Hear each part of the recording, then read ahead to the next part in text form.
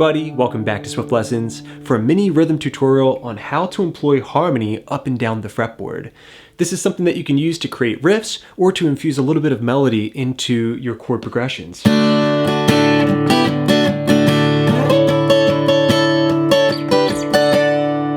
In addition to that, it also reveals essential arpeggios that you can use to construct licks that are tailor-fitted to various chord changes.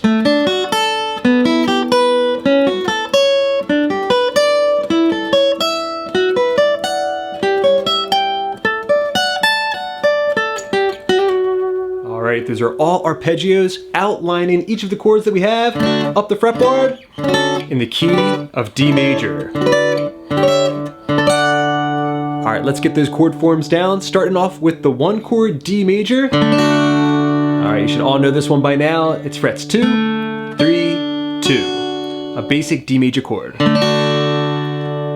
Alright, now onto the 2 chord. Now the 2 chord in a major key is always minor. So we're taking the minor variety of this chord and bringing it up a full step. Now I have frets 4, 5, and 3. Alright, creating the chord E minor, technically an E minor / D since we have this D note in the bass. Now for the 3 chord, we can simply take this chord up a full step, and now just like that we have F sharp minor / D. So right there, the first 3 chords in the key of D major, coupled with that droning D note for a nice robust sound. Alright, from there we're back to the major shape, this time in the 7th fret position. Alright, to figure out the name of it, we have the root note right here on the B string. That's a G note. Alright, making this a G major / D. You take that up a full step, and now we have the 5 chord A major / D.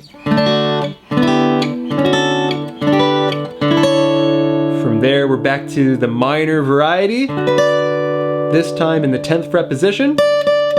Alright, so that gives us the frets 11, 12, 10. Once again, the root note is on the B string. That's a B note, making this a B minor / D.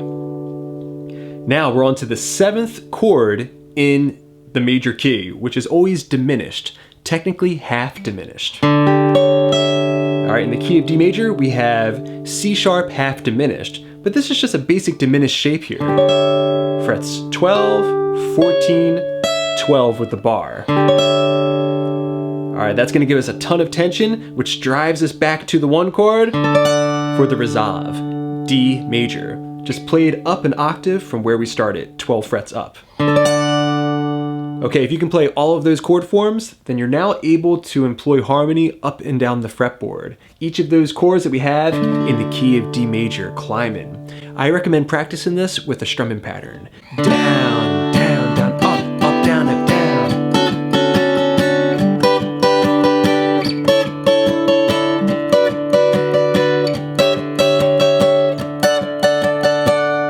And I also recommend seeing if you can apply this to some real-world situations. For example, if you're jamming and holding down the 1 chord, you no longer need to just sit still and hold that shape. Now you can add a little bit of movement across that chord. The reason being is because we have that open D string droning, we can essentially use all of these different harmonies as different variations of the 1 chord D major. So I'm holding down the 1, and then I want to add a little bit of movement. Here we go.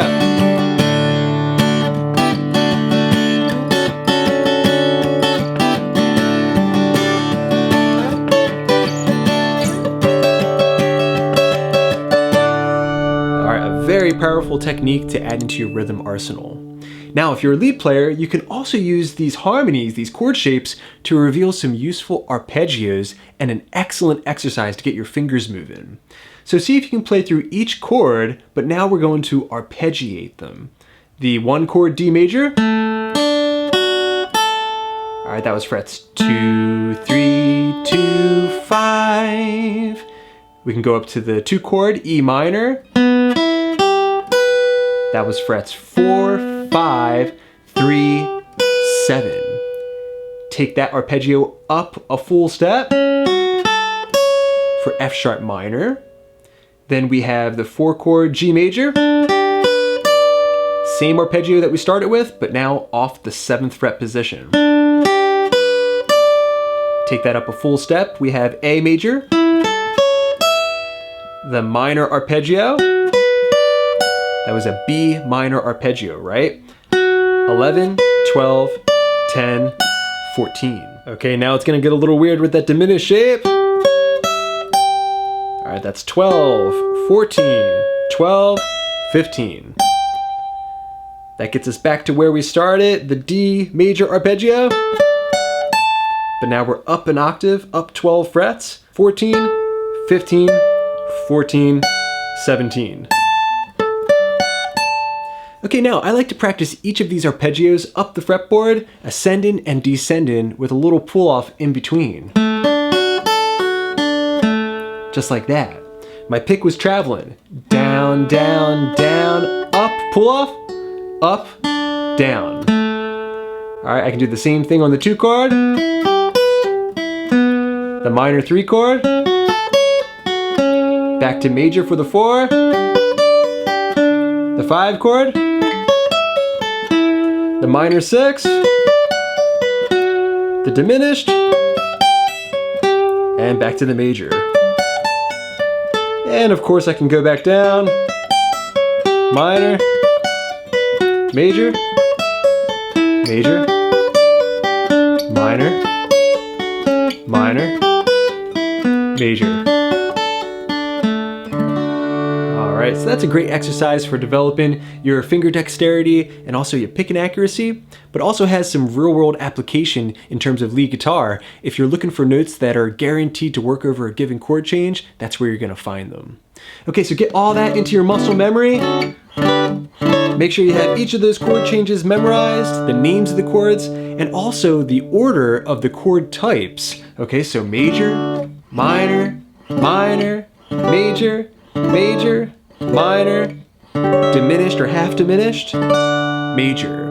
If you memorize that, then you're going to be able to apply this to other keys. For example, the key of A major, you can play it as bar chords, yes, but you could also play it in the exact same manner that we just played in the key of D.